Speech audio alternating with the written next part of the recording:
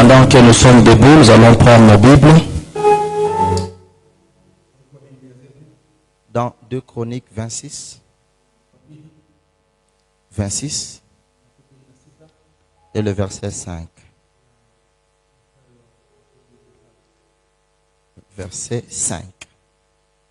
Il s'appliqua à rechercher Dieu du vivant de Zacharie, qui avait l'intelligence des visions de Dieu. Et tant qu'il rechercha l'Éternel, Dieu lui donna du succès. Amen. Nous acclamons très fort pour la parole. Nous avons dit que notre thème de cette semaine est intitulé « Le fruit de la recherche de l'Éternel ». Et je remercie Dieu pour cette journée d'aujourd'hui. Dans le psaume 118, il est écrit « C'est aujourd'hui la journée que l'Éternel a faite afin que nous soyons dans l'allégresse. » Et nous lui rendons gloire et grâce pour ce qu'il fait. Je remercie le comité directeur de l'Église par le biais du pasteur Pierrot et son équipe. Je remercie Dieu pour ta présence. Tu as répondu oui à l'appel de Dieu. Et pour ça, l'Éternel a une pensée pour toi cet après-midi.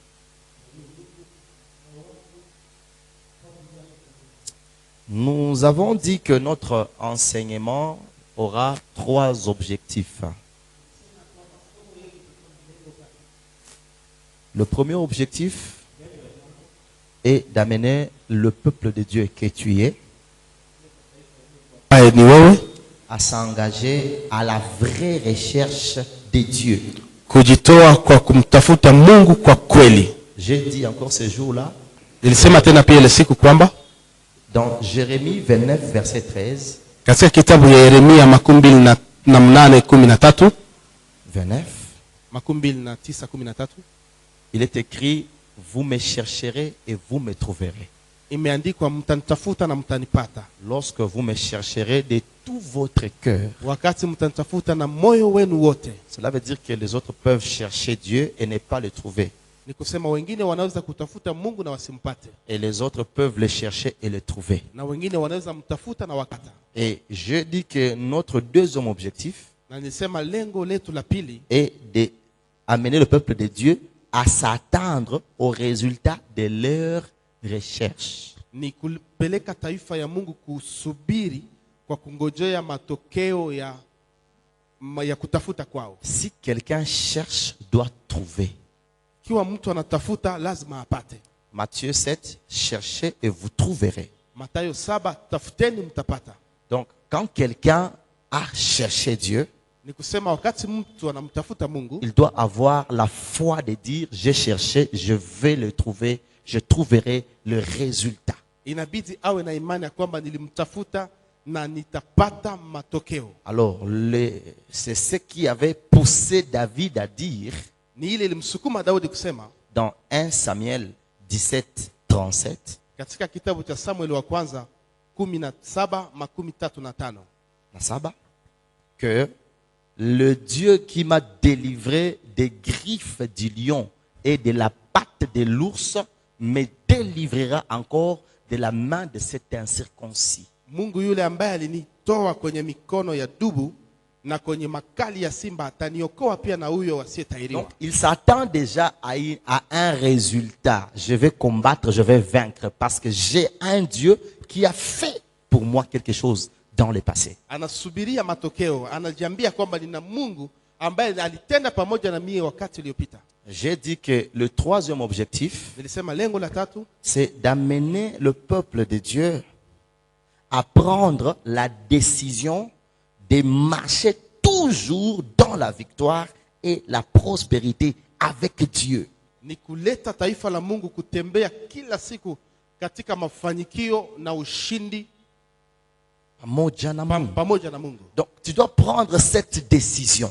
Inakubidi uchukue ile uamuzi. Tu dis, je monte, je ne veux plus retourner en arrière. Unasema nitapanda na wala sitarudia kamwe nyuma. Dans le livre d'Ésaïe, il est écrit, mon serviteur montera. Ésaïe 52. Katika kitabu cha Isaya 52 maandiko nasema mtumishi wangu atapanda. Il prospérera. Atafanyikiwa. Il montera plus haut. Atapanda zaidi. Donc, toi maintenant, en tant que serviteur, servante de l'Éternel, Wewe sasa kama mtumishi na mjakazi wa milele, par cet enseignement, kupitia hiyo mafundisho, je viens t'amener à prendre la décision de rester dans les airs. nakuja kukupeleka uchukue uamuzi wa kubaki hewani, La décision de rester au sommet, kubaki kieleleni, de demeurer là-bas. kudumu kule, kuishi. Parce que l'homme de Dieu David, dans le psaume 23, versets 5 à 6, Sababu mtu wa Mungu Daudi katika Zaburi 25 sura 6, oui, le verset 6 dit, oui, le bonheur et la grâce m'accompagneront. anasema kweli wema na fadhili za Mungu zitanisindikiza. Et j'habiterai dans la maison de l'Éternel tous les jours jusqu'à la fin de mes jours. Na nitakaa nyumbani mwa Mungu mpaka siku zangu chini ya jua. Donc il s'est dit, je dois être accompagné par le bonheur et par la grâce de Dieu. Anasema nitasindikizwa na wema na neema ya Mungu. Je veux maintenir cette position.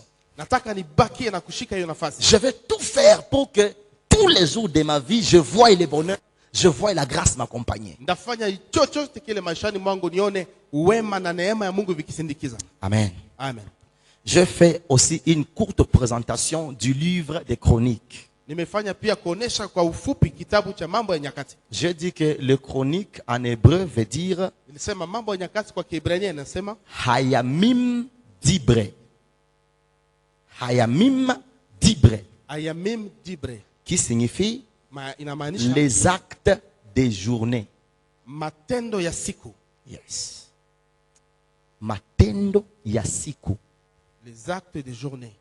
Donc, ce sont les actes qui se réalisent, qui se déroulent pendant des journées. Ni matendo ambazo zinapitika wakati wa mchana. Donc, c'est la vie quotidienne, la vie de tous les jours. Ni kusema ni maisha ya kila siku. Les réalisations de tous les jours. Ni matokeo ya kila siku au Donc, mambo ya kila siku. ce que je serai en train de vous dire ici Yale ambayo utakuwa nawaelezea hapa ne concerne pas un temps quelconque, non. haihusu na muda fulani, Mais ça concerne toute la vie. lakini inahusu maisha yote. Ça concerne chaque seconde et chaque temps, chaque moment que tu vis. Inahusu sekunde zote, kila wakati na nyakati zote unazoishi. Et je dis, je ne rentrerai plus là-bas, j'ai dit que le message clé du livre des 2 Chroniques, hein, Na nilisema ya kwamba ujumbe kubwa ya hiyo kitabu ya Mambo ya Nyakati Billy, c'est la gloire de Juda, la gloire du royaume de Juda. ni utukufu wa ufalme wa Yuda. Sans plus tarder, je vais entrer dans le vif de notre enseignement d'aujourd'hui parce qu'il n'y a pas assez de temps pour rentrer sur tout ce que j'ai dit. Bila kupoteza muda tutaingia kwa mafundisho ya leo, sababu hatuna muda ya kurudia yote ambayo tulisema. L'histoire que nous venons de lire Historia ambayo tunatoka kusoma concerne un roi. inahusu mfalme fulani. C'est le roi Osias. Mfalme Ezekia, Osia. Osea, Osia. Osia. Yes, le roi Osias. Mfalme Osia. Il est le 13e de la dynastie de David. Anakuwa wa 13 wa hiyo kizazi cha Daudi. Yes. Et il est le 11e de la dynastie de Roboam. Anakuwa wa 11 wa kizazi cha Rehoboam. Pourquoi je parle de Roboam et je parle de David? Kwa nini nazungumzia Rehoboam na Daudi? Parce que David avait régné sur tout Israël. Sababu Daudi alitawala Israeli nzima. Et après lui, Salomon, son fils, régna sur tout Israël. Badala yake mwana wake Salomono akatawala Israeli nzima. Mais après Salomon, Ila kisha Salomon, Roboam régna sur Juda, 2 tribus seulement. Rehoboam akatawala Yuda, kabila 2 peke yake. Donc le petit-fils de David, lui, n'avait pas eu la chance de régner sur tout Israël. Ni kusema mjukulu wa Daudi hakupata bahati ya kutawala Israeli nzima. Il avait régné sur 2 tribus. Alitawala kabila mbili. Et après 11 successions de rois, Kisha kufuatiliwa na wafalme 11. c'est alors que Osias avait régné. Ndipo saa Hosea alirizi. Et Osias régna encore plus très jeune. Na Hosea alirizi alitawala akiwa mdogo sana. Il avait 16 ans lorsqu'il fut établi roi. Alikuwa na miaka 15 wakati alisimikwa kwa mfalme. Il n'avait pas d'expérience. Hakuwa na ujuzi fulani. Si vous lisez le chapitre 26 de 2 Chroniques, Ukisoma sura ya pili ya 12 ya 16 ya Mambo ya Nyakati wa pili. Pardon, le chapitre 25. Mambo ya Nyakati wa pili sura 25. Vous verrez que son père Amatia, Utaona kwamba baba yake Amatia, il avait aimé Dieu, oui. alipenda Mungu kabisa. Et Dieu lui fit beaucoup de bien. Na Mungu akamtendea mema mengi. Mais il aimait Dieu en partie. Lakini alimpenda Mungu kwa sehemu. Après, il s'était encore retourné contre Dieu en adorant des divinités. Baadaye akamwacha Mungu na kurudilia miungu. Ce qui était grave, c'est que cet homme était parti adorer les divinités des gens de Séir. Ya ambayo ilikuwa kubwa sana ni kwamba huyo mtu akarudia kuabudu miungu ya Usiria. Après avoir bâti les fils de Saül, d'Ésaü. Kisha kuwashinda wana wa Esau. Donc il part combattre les fils d'Ésaü. Kwenda anaenda pigana na wana wa Esau. Il les frappe. Anawapiga, anawashinda. Il prend en captivité même leur divinité. Anawashika nyara hata miungu zao. Par le pouvoir de qui? Et avec l'aide de qui? Avec l'aide de Dieu.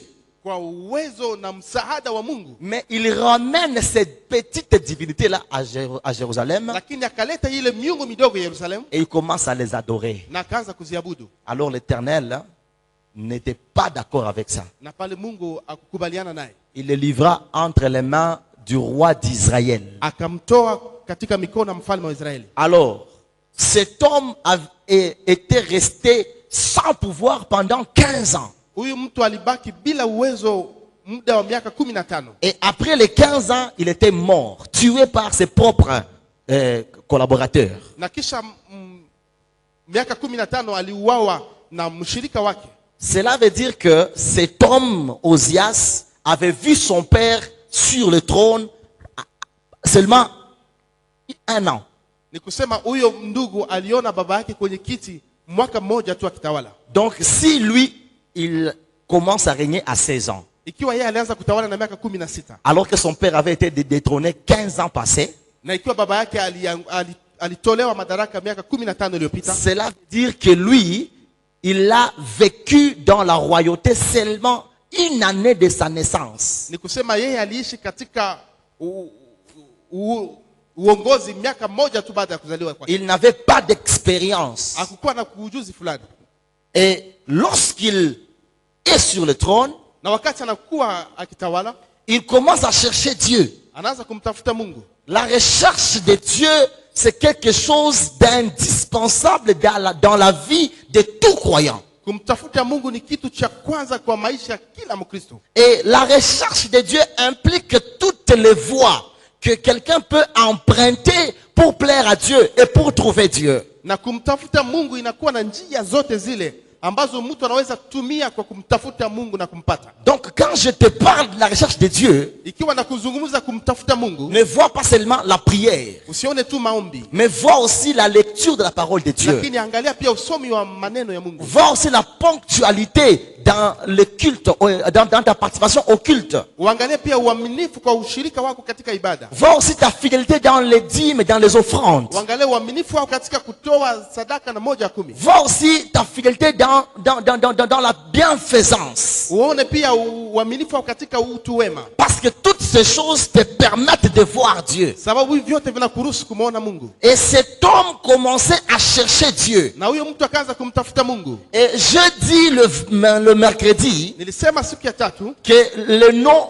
d'Osias signifie l'Éternel est ma force. Maana ya jina ya Hosea inasema Mungu ni nguvu yangu. Et je dis que personne d'autre ne peut chercher Dieu si et seulement si il croit que ma force, c'est l'Éternel. Hakuna mtu anaweza kumtafuta Mungu isipokuwa anaamini ya kwamba nguvu yangu ni wa milele. Ça veut dire que un homme de prière, quelqu'un qui cherche Dieu, doit s'appeler Ozias. Ni kusema kwamba mtu wa maombi, mtu ambaye anamtafuta Mungu, anaweza kuitwa pia Hosea. Donc Ozias veut dire l'Éternel est ma Ni force. kusema Hosea pia ni kusema Mungu ni nguvu yangu. Je peux me mettre à prier, je peux me mettre à chercher Dieu, je peux me mettre à croire en Dieu parce que je sais que c'est lui ma force. Naweza kujitoa kumtafuta Mungu, naweza kujitoa kumuomba sababu najua kwamba yeye ndiye nguvu yangu. Et donc je bâtirai ma foi en celui en qui je crois,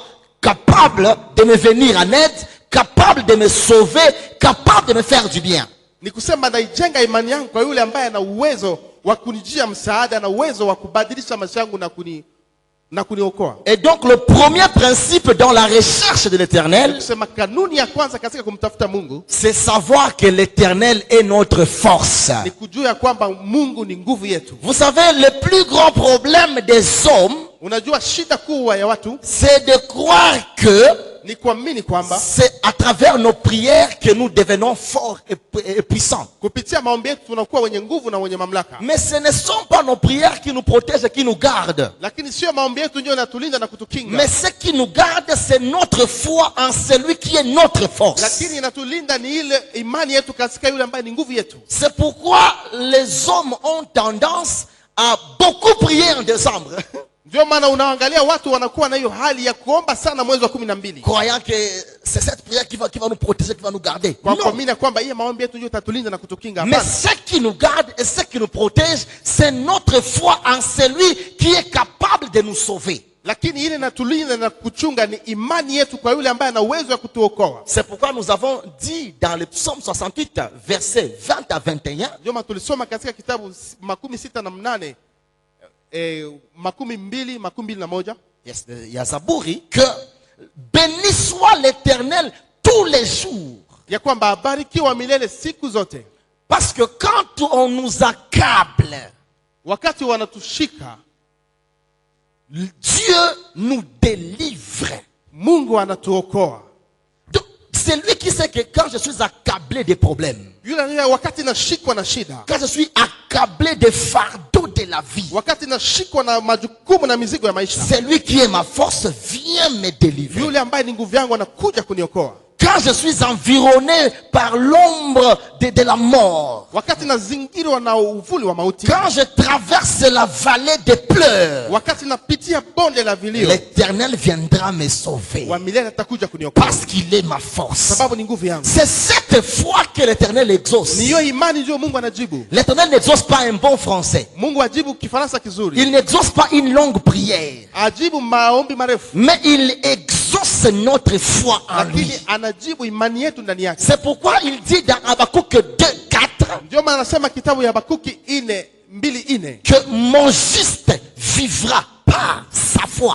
mwenye haki wangu ataishi kwa imani yake. Donc ce que Dieu veut voir en toi, c'est la foi. De savoir que l'Éternel est ma force. Ni kusema ile ambayo Mungu anataka aone ndani yako ni imani ya kusema kwamba Mungu ni nguvu yangu. Savoir que je peux être environné par une multitude d'ennemis et d'adversaires. Ni kujua kwamba naweza zingirwa na umati na wingi wa uadui. Mais 1000 tomberont à mon côté. Elfu wataanguka kushoto kwangu Et 10 000 à ma droite. na wengine kuume. Je ne serai jamais atteint. Sitashikwa kama, Parce que l'Éternel est ma force. sababu wa milele ni nguvu yangu. Amen. Amen. Le verset 21 dit quoi? Mstari wa 21 anasema Dans Psaume 68. kitabu ya Zaburi 68. Il dit ceci. Anasema hivi, Que l'Éternel est pour nous wa milele ni kwetu le Dieu de la délivrance, des délivrances. Mungu wa uokovu. Celui qui cherche Dieu, Yule ambaye anamtafuta Mungu, il sait que même quand je suis environné, je suis même emprisonné, embrigadé, l'Éternel viendra me délivrer. anajua hata nikizingirwa, acha nikifichwa, acha nikifungwa, Mungu atakuja kuniokoa. Yes. Donc, nous savons que l'Éternel, nous ne savons pas qui il est pour les autres. Hatujui yeye ni nani kwa wengine, Mais pour nous les Osias, lakini kwetu sisi wa Hosea, il est le Dieu de délivrance. Mungu wa wokovu. Il n'y a pas de lien qui soit difficile à Dieu. Hakuna vikamba ama minyororo ambayo ni vigumu kwake. Il n'y a pas de problème qui soit impossible à Dieu. Hakuna shida ambayo isiwezekane kwake. Pour nous, il est le Dieu de délivrance. Kwetu ni Mungu wa wokovu. Et il peut nous délivrer même des voies de la mort. Na anaweza kutokoa hata mbele ya mauti. Il dit, et l'Éternel, le Seigneur, Anasema na wa milele, Bwana wetu peut nous garantir de la mort. anaweza hata kutuhakikishia mbele ya kifo. Donc les voies qui mènent à la mort, Njia ambazo zinapeleka mautini, c'est l'Éternel qui les dirige, qui les guide. ni Mungu ndio anaziongoza. La mort ne peut jamais nous atteindre Kifo haiwezi kama kutushika si et seulement si ikiwa kama nous croyons tunaamini que l'Éternel ya est kwamba wa notre milele ni force. nguvu yetu. C'est pourquoi Paul pouvait dire, Ndio maana Paulo angeweza kusema, vivre pour moi, je vis pour Christ. kuishi kwangu naishi kwa ajili ya Et Kristo, mourir est pour moi un na gain. kufa kwangu ni faida, Parce qu'il sait que sababu anajua kwamba aussi longtemps que l'Éternel n'a pas permis que je puisse mourir, ikiwa wa milele hajaruhusu nikufe, la mort me fuira. kifo itanikimbia. Alléluia. Amen. Aussi longtemps l'Éternel veut te voir en vie, Ikiwa Mungu anataka kukuona bado maisha, la mort ne peut jamais t'atteindre. kifo haiwezi kama kukushika. Les gens peuvent faire des complots contre toi. Watu wanaweza unda mbinu juu Ils yako, peuvent t'empoisonner. wanaweza kukupa sumu, Mais ils te verront toujours en pleine forme et en bonne lakini santé. watakuona na nguvu na afya bora, Parce que ce passage qui dit sababu ya ushahidi ambayo inasema que s'ils boivent quelques breuvages mortels, wakinywa vitu vya kuwazuru cela ne leur fera jamais du mal. havitawafanya vyovyote vibaya, Va s'accomplir dans ta vie. itatimia wa maishani Parce mwako, que l'Éternel veut te voir en vie. sababu wa milele anataka kuona maishani. Alléluia. Amen. Donc quand on croit en Dieu, Wakati unaamini ndani ya Mungu, quand on sait que Dieu est notre force, wakati unaamini kwamba Mungu ni nguvu yetu, il nous protège et nous garde. anatulinda na anatukinga. Alléluia. Amen. Le deuxième principe Kanuni ya pili que nous devons savoir, ambayo inatubidi kujua, nous devons savoir avec qui faut-il rechercher Dieu. inatubidi kujua pamoja na nani tunatakiwa kumtafuta Mungu. La Bible nous dit Maandiko que natuambia pendant la vie de Zacharie, wakati wa maisha ya Zakaria, que l'homme de Dieu Osias chercha Dieu. mtu wa Mungu Hosea alikuwa akimtafuta Mungu, Et cet homme Zacharie, na huyo Zakaria aussi longtemps qu'il vivait, wakati alikuwa angeishi, il poussait Osias à la recherche de Dieu. alimsukuma Hosea kwa kumtafuta Mungu. Alléluia. Amen. Ça veut dire que Zacharie était celui qui motivait Osias.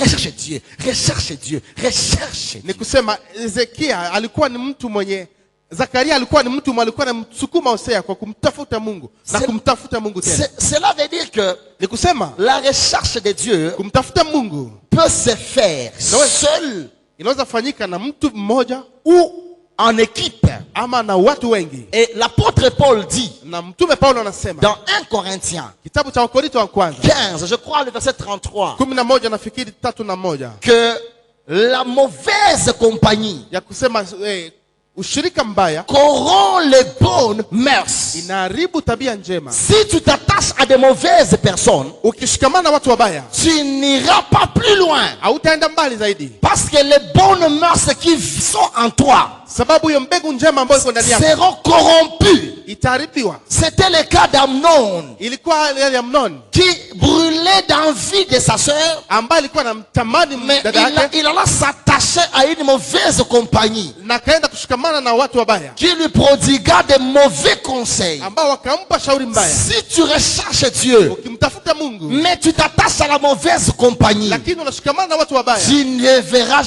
jamais Dieu. hautaona kamwe Mungu. Si tu cherches Dieu, Ukiwa unamtafuta Mungu mais tu es coaché par la mauvaise compagnie, lakini unaongozwa ama kushauriwa na watu wabaya, tu as un leader charismatique qui n'a pas Dieu. una mwongozi ambaye hana Mungu, Tu es au pied d'un charlatan. una mtu ambaye hajui lolote, Tu es au pied de quelqu'un qui n'a rien. una chini ya uongozi ambaye hana chochote, Tu ne verras pas Dieu. hautaona Mungu. La Bible me dit ceci. Biblia inaniambia hivi, Zacharie Zakaria avait l'intelligence des visions de Dieu. alikuwa na akili ya maono ya Mungu. Yes. Il était un homme intelligent Alikuwa mtu wa akili et capable de connaître les visions de Dieu. na alikuwa na uwezo wa kujua maono ya Mungu. Qui t'enseigne Dieu? Nani anakufundisha Mungu? Qui te donne la parole? Nani anakupa neno? Est-ce qu'il a l'intelligence de la pensée de Dieu? Je, anakujua mawazo ya Mungu? Lorsque vous cherchez Dieu Wakati unamtafuta Mungu sans avoir l'intelligence de la pensée divine, bila kuwa na akili ya mawazo ya Mungu, vous tombez dans des superstitions. munaanguka katika upotevu. C'est ce que j'ai toujours l'habitude de dire. Ndio nina tabia kusema kila Un wakati. Dieu de tâtonnement. Mungu akupapasa papasa. Parce que la prophétesse voit que tu es une sœur et que tu as besoin du mariage. Sababu nabii mke anaona kwamba uko msichana na una haja ndoa. Et elle n'a pas d'argent, elle a besoin que tu lui donnes quelque chose. Na hana pesa, anaja umpe kitu. Elle prophétise. Anatabiri. L'année prochaine en janvier, Mwaka ujao mwezi wa kwanza tu vas te marier. utafunga ndoa. Et puis quand ça arrive en février, tu n'es pas marié. Na inafika mwezi wa pili haujafunga Elle ndoa. dit, ma fille, Anakuambia mbishi j'ai wangu, vu que si je te donnais cet époux-là, niliona kwamba nikikupa ule mume on allait t'empoisonner. watakupa sumu. Alors pourquoi ne pas me dire, je ne te donnerai pas le mariage en janvier, je te donnerai après, parce que si je te donne le mariage en janvier, tu seras empoisonné. Kwa nini usiniambie sitakupa ndoa mwezi wa kwanza? Sababu nikikupa mwezi wa kwanza utakunywa sumu. La personne n'a pas l'intelligence de la pensée de Dieu. Mtu hana kujua mawazo ya Mungu. Alors elle est en train de jouer avec ta psychologie. Iko mtu anacheza na fikra zako. Mais j'ai pris que Dieu nous donne des serviteurs capables de connaître la vision de Dieu. Lakini naomba Mungu atupatie watumishi ambao wana uwezo wa kujua maono ya Mungu. Et si la version Louis II dit que Zacharie avait l'intelligence de vision de Dieu, Na ikiwa kitabu Louis II inasema kwamba Zakaria alikuwa na akili ya kujua mawazo ya Mungu, mais King James en français dit l'homme intelligent lakini King James anasema mtu wa akili dans les visions de Dieu. ndani ya maono ya Mungu. Donc il vit dans les visions. Kusema anaishi katika maono. Il a une intelligence de comprendre Dieu dans ses Ana visions. akili ya kujua maono ya Mungu. Que Dieu te donne des compagnies, des compagnons qui peuvent t'amener à comprendre Dieu parce qu'ils vivent dans les visions de Dieu. Mungu akupe watu ambao watakusindikiza kumwelewa Mungu, sababu Mungu anaishi katika maono. Et si la version King James dit que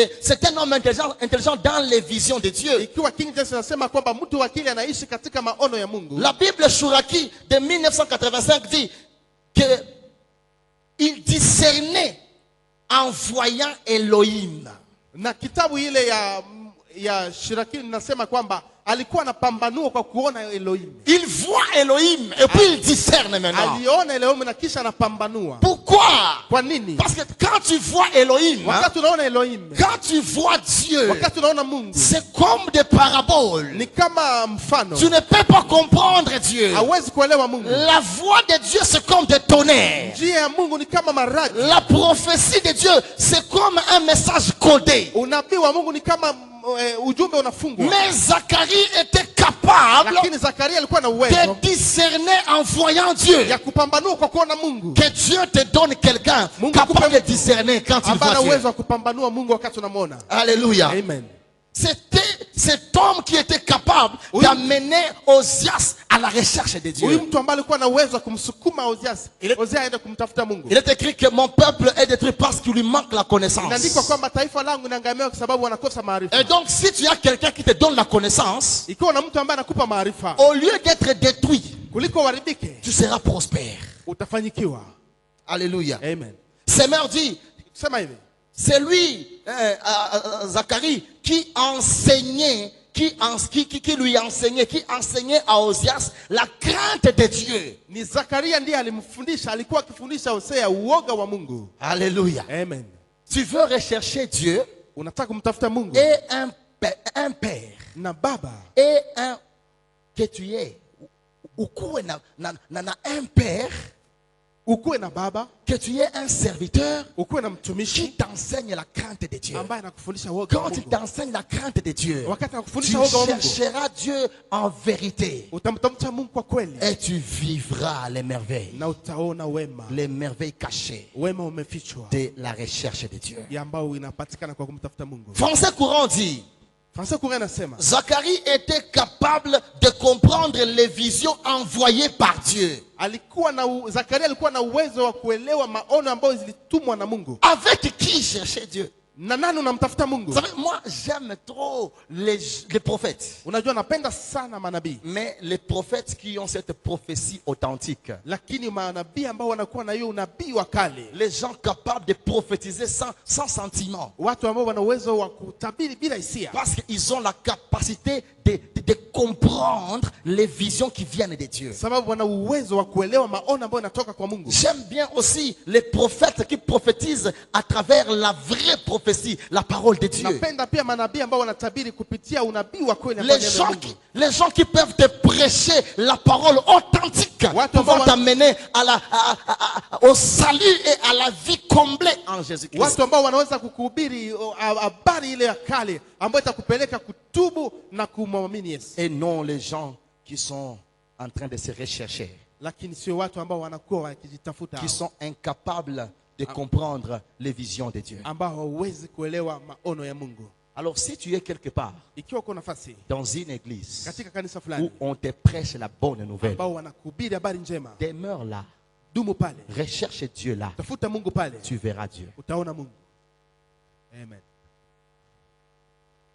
La Bible catholique crampon de 1923 dit que Zacharie lui apprenait à craindre Dieu. Biblia ambayo ya Katoliki mwaka gani? 1923, crampon.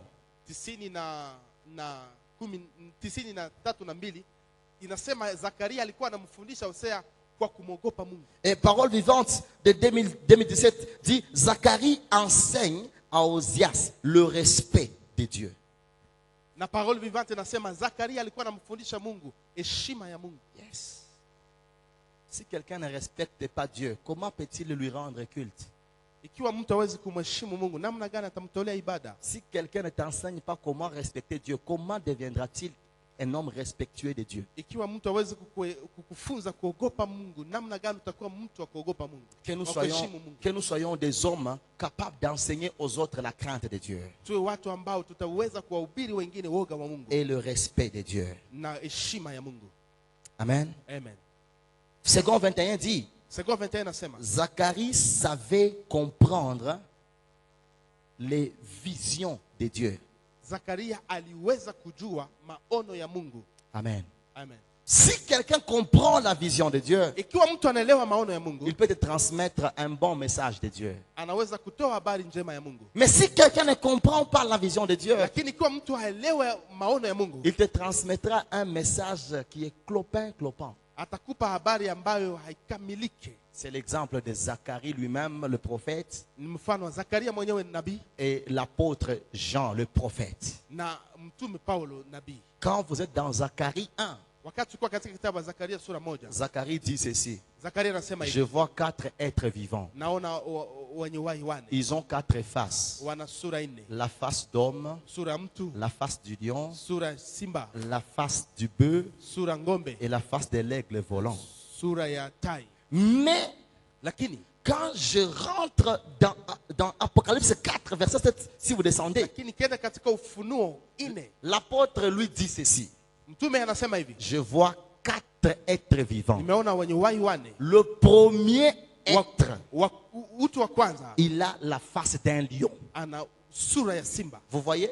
Lui, il ne dit ils ont 4 faces. Yeye anasema wana sura 4.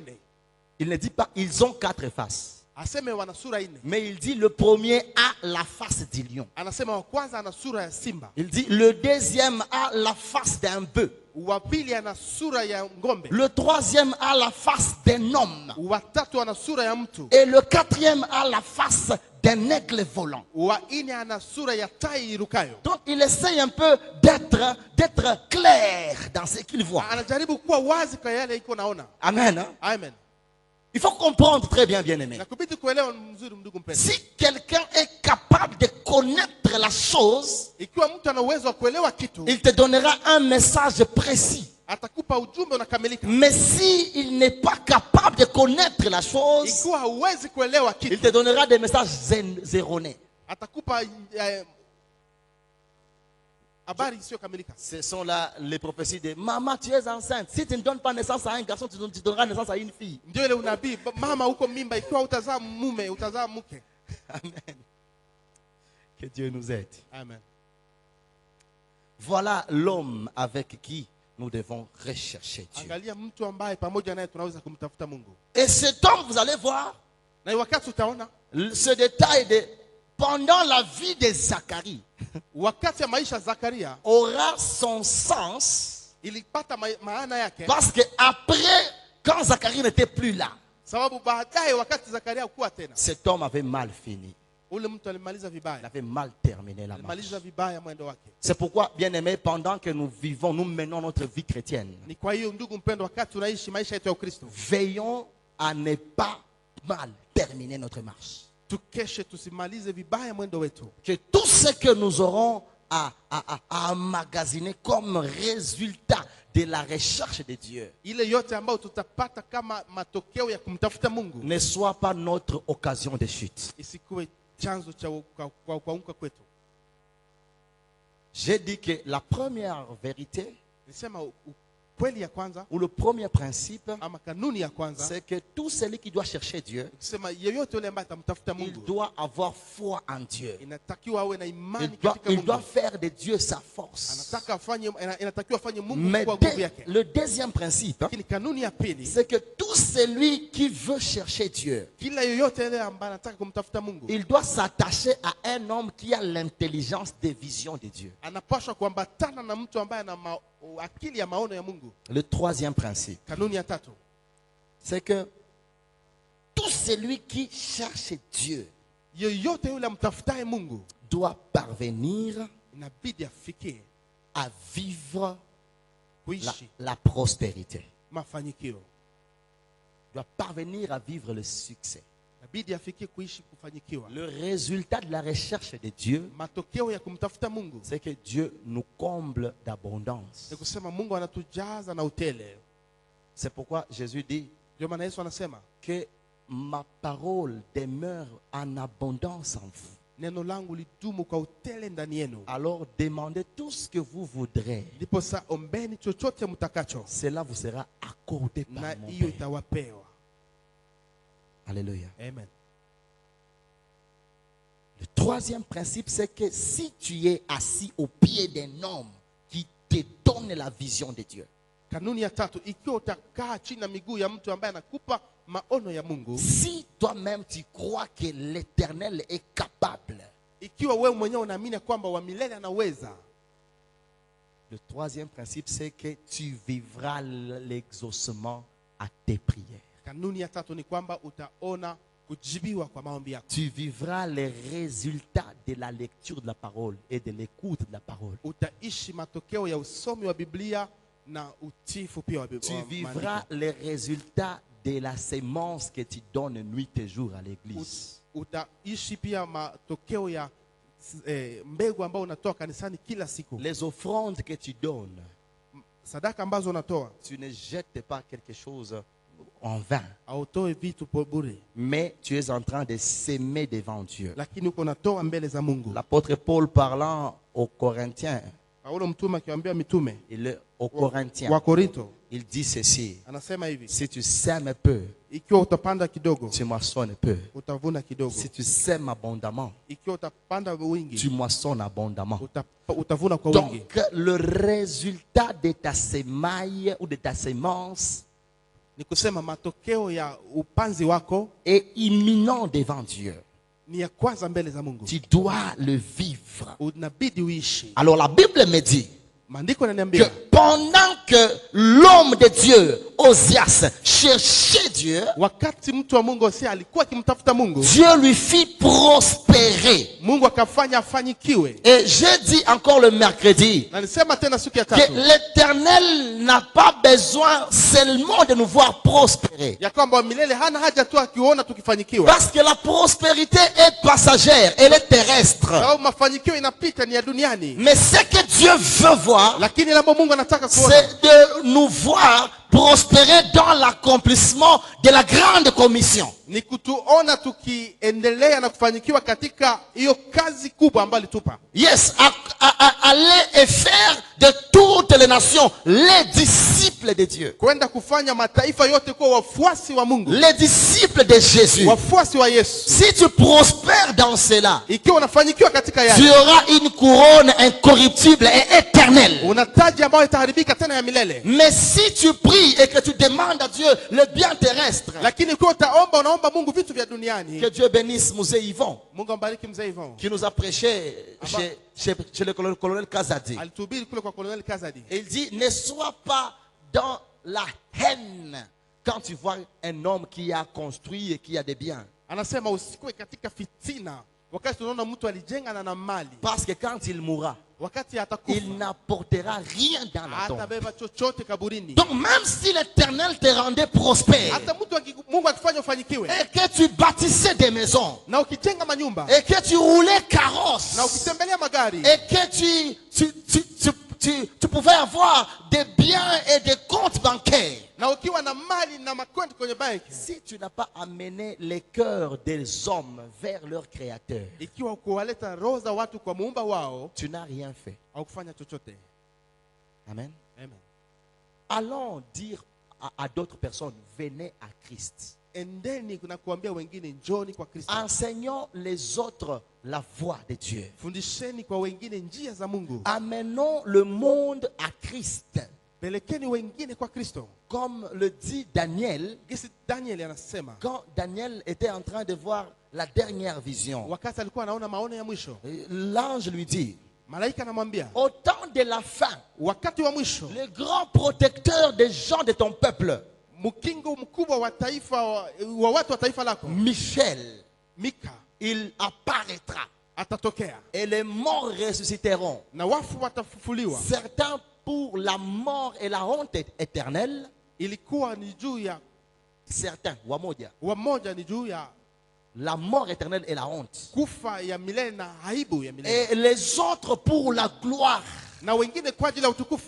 Mais dans cette gloire, Lakini katika hiyo utukufu il y aura deux types de gloire. kutakuwa aina mbili ya utukufu. Certains brilleront comme la splendeur du ciel. Wengine watangaa kama kuangaa kwa mawingu. Sont ceux-là qui n'ont pas enseigné aux autres la parole de Dieu. Ni wale ambao wakuwafundisha wengine neno la Mungu. Mais pour ceux-là qui auront enseigné les autres la parole de Dieu, qui auront amené les âmes à Christ. Lakini kwa wale ambao walifundisha wengine neno la Mungu Daniel, na wakaleta nafsi kwa Kristo, Daniel dit ceci, Daudi anasema hivi, ceux-là brilleront comme les étoiles du ciel. Daniel anasema hivi, wale watangaa kama nyota za mbinguni. Donc nous serons au ciel, Ni kusema tutakuwa mbinguni, quelqu'un aura la splendeur du ciel. mmoja atakuwa na kungaa kama mbingu, Mais quelqu'un d'autre sort comme ça, il est comme le, comme le soleil. mwingine angitoka hivi anakuwa kama jua, Parce qu'il a eu l'intelligence d'enseigner les autres la parole de Dieu. sababu alikuwa na akili ya kufundisha wengine Mungu, maono ya Mungu. Pratiquons cela et l'Éternel ne manquera pas de nous bénir. Tufanye hiyo na Mungu hatakosa kutubariki. Et lorsque Louis II nous parle que Dieu lui fit prospérer, Na wakati Louis II anatuambia kwamba Mungu akamfanikisha, mais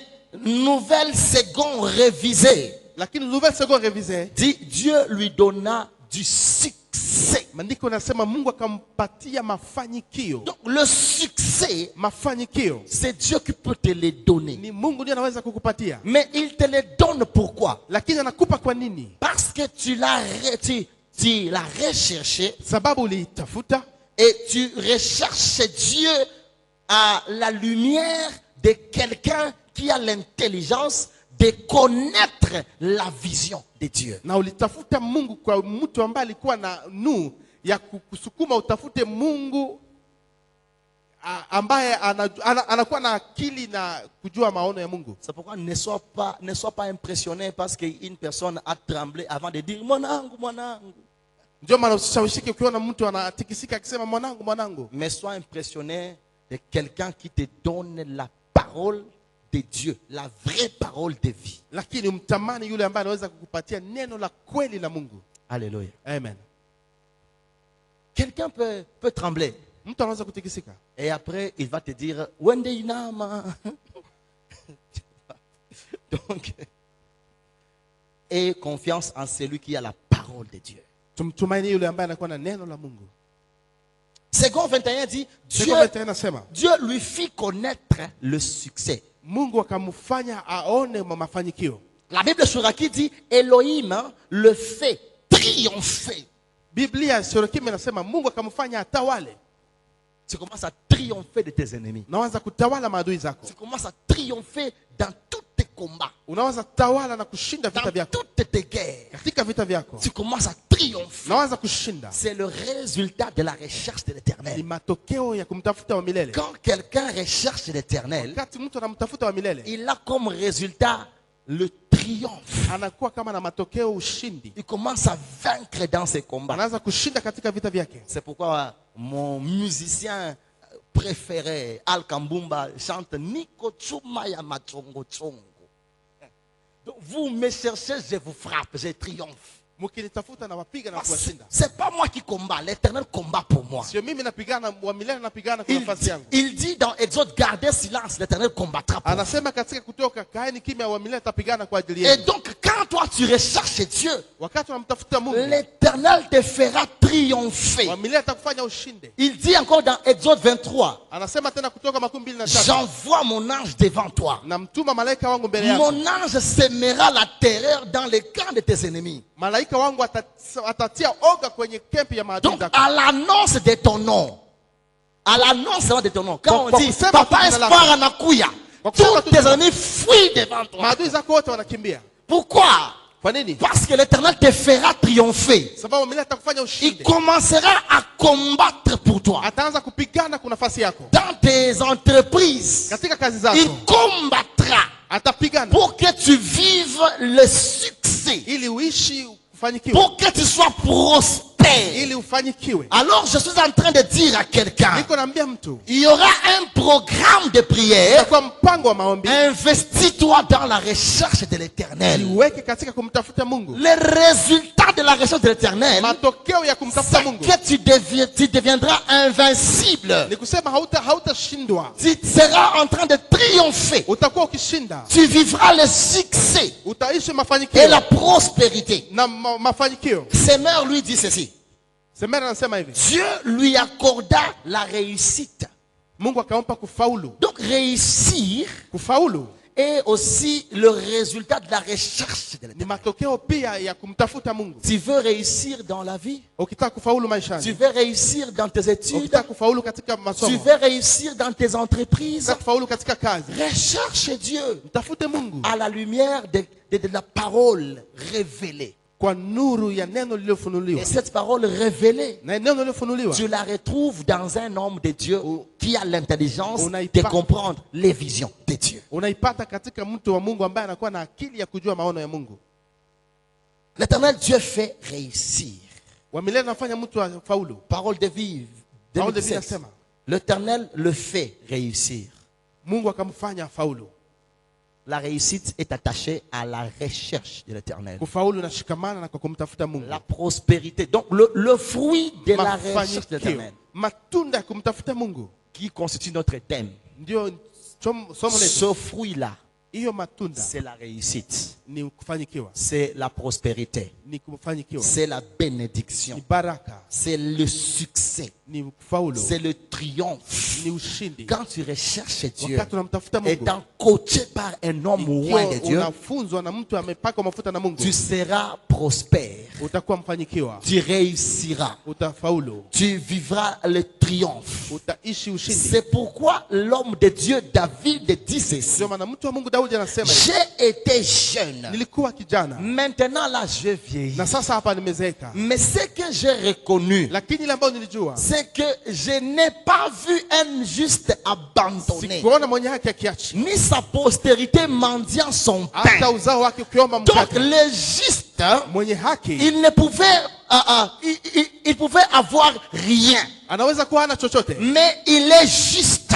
lakini ikiwa ni mwenye haki Il s'investit, il s'engage dans la recherche de l'éternel. anajitoa kwa kumtafuta wa milele, À la longue, baadaye il ne sera jamais abandonné. hataachwa Sa kamwe. postérité ne mendiera jamais. Uzao wake hautaomba kamwe. Sa postérité aura toujours à manger. Uzao wake utakuwa na Sa kitu cha kula. postérité gagnera l'espace dans le pays. Uzao wake utatawala nchi. Il sera toujours triomphant. Watakuwa washindi, Il sera toujours quelqu'un qui réussit. atakuwa watu ambao Il watafaulu, vivra la prospérité. wataishi mafanikio. Que ceci soit ton partage Na au nom iwe suprême de sehemu Jésus. yako kwa jina la Yesu Et Kristo. que ceci ne t'amène pas à t'égarer, Yes, kupeleke mais que kupotea. ceci t'amène à maintenir Yes, kupeleke cette ushike vie maisha d'intimité ya avec urafiki Dieu. pamoja na Mungu. Que Dieu nous bénisse. Mungu atubariki. Y a-t-il des questions? Kuna swali? Nous sommes au jour des enseignements. Tunakuwa siku ya mafundisho. Si je peux nous aider à nous donner au moins une synthèse. Ikiwa tunaweza leta kwa ufupi, J'ai dit que nilisema kwamba la prospérité d'Ozias, mafanikio ya Hosea ou la recherche de l'éternel, ama kutafuta Mungu repose sur trois vérités. unakuwa juu ya uhaki tatu. La première vérité, Uhaki wa kwanza, c'est que si tu crois, si tu as foi en Dieu, ikiwa unaamini, unakuwa na imani ndani ya Mungu, tu peux le chercher. unaweza kumtafuta, Parce que Dieu est invisible. sababu Mungu haonekani. Nous croyons qu'il est là et puis nous le cherchons. Tunaamini ya kwamba iko pale kisha tunamtafuta. Or, la Bible nous dit, Ikiwa maandiko yanatuambia dans le livre de Hébreux 11, 6, katika kitabu ya Waebrania qu'il 11:6, est impossible d'être agréable à Dieu haiwezekane kumpendeza Mungu sans la foi. bila imani. Car tout celui qui cherche Dieu Wote ambao wanamtafuta Mungu doit savoir que Dieu existe wanatakiwa kujua kwamba Mungu iko et qu'il est le rémunérateur na anawalipaka de tous ceux-là qui le wale wote cherchent. ambao wanamtafutaka. Donc la recherche de Dieu Sema kumtafuta Mungu est seulement réservée inawekwa tu à ceux-là qui kwa croient wale ambao wanaamini que l'éternel kwamba wa est milele leur force. ni wa milele, ni nguvu yao. C'est la première vérité. Ni ukweli wa kwanza. La deuxième vérité, Ukweli wa pili, c'est que s'il n'y a pas quelqu'un qui te montre Dieu, ikiwa hakuna mtu ambaye atakuonesha Mungu, tu ne verras pas Dieu. hautaona Mungu. Et puis si tu es au pied d'un homme qui a l'intelligence de connaître la vision de Dieu, Ikiwa pia hautakuwa chini ya miguu ya mtu ambaye ana uwezo, akili ya kujua maono ya Mungu, si tu es au pied de cet homme-là, ikiwa uko chini ya miguu ya mtu ule, tu chercheras un Dieu vrai. utatafuta Mungu wa kweli. C'est pourquoi l'apôtre Paul dit, Ndio maana mtume Paulo anasema notre foi imani yetu est bâtie inajengwa sur le fondement des prophètes juu ya msingi ya et le mitume fondement des apôtres. na mitume na msingi ya manabii. Jésus-Christ étant la pierre angulaire. Mungu akiwa, Yesu akiwa jiwe kuu la pembeni. Donc les apôtres nous ont montré Dieu. Ni kusema mitume walituonesha Mungu. Et c'est le Dieu des apôtres et le Dieu des prophètes Mungu wa mitume na manabii que nous cherchons. ni yule tunayetafuta. Alors quand vous cherchez Dieu à la lumière de la vraie parole de Dieu, Ikiwa mnamtafuta Mungu kwa kuangazia kwa neno la Mungu, vous le verrez. mtamwona. C'est ça la deuxième vérité. Niyo ukweli wa pili. Et la troisième vérité, Na ukweli wa tatu, c'est que tout celui qui remplit ces deux premières vérités, ikiwa mtu atakuwa na hizo haki mbili za il kwanza, doit vivre la prospérité. anapashwa kuishi Il mafanikio, doit vivre la réussite. anapashwa ishi kufaulu, Il doit vivre le succès. anapaswa kuishi mafanikio. C'est pourquoi Ndio maana vous voyez mnaona que même les enfants de la rue, hata watoto wa barabarani, même les maïbobo, hata wa maibobo, akiokoka, si le converti anakuwa pasteur. Il devient pasteur. Munaanza mheshimia. Vous commencez à le respecter. Anaanza bahubiri kweli. Il commence à prêcher la vérité. Mungu anampatia famille. Et Dieu lui donne la famille. Vyenye hangi pataka mubarabara. C'est qu'il ne devait pas trouver dans la Mais vie. sababu aliamini Mais Mungu parce qu'il a crié à na Dieu, akakaa kubigulu ya watu ya Mungu, il s'est mis sur les pieds des gens resultat de Dieu. anakuwa naye mtu wa maana. Le résultat, c'est qu'il devient aussi un homme considéré.